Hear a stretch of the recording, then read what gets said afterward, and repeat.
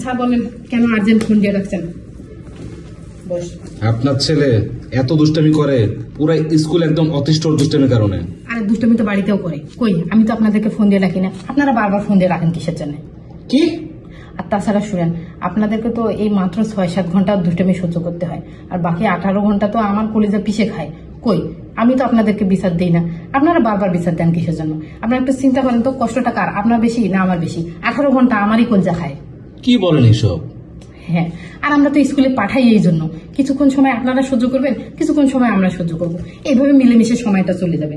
আর তাছাড়া একটু চিন্তা করেন, এই যে দুষ্টমি সহ্য করার জন্য আমাদেরকে টাকা দিতে হয় আপনাদেরকে স্কুলে, আর আমরা ওই দুষ্টমিও সহ্য করি, টাকাও খরচ করি। চিন্তা করেন তো, খরচটা কার বেশি? কিন্তু বাচ্চা তো আপনার।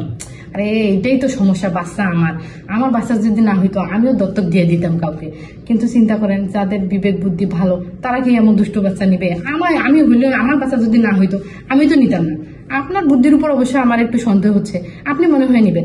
বাবা, ছাড় তোকে দত্তক নিবে, যা আজকে থেকে ছাড়ের কাছে থাকবি, আমি গেলাম। স্যার শুনেন, আর পরে আবার আমাকে ফোন দিয়ে ডাকেন না, বুঝছেন? এই বাচ্চারা একটু দুষ্টামি করবে, আর আপনারা একটু সহ্য করবেন, আমরা একটু সহ্য করবো, এইভাবে মিলেমিশে সময়টা চলে যাবে। আচ্ছা স্যার, ঠিক আছে, বাড়িতে একটু আমার কাজ আছে।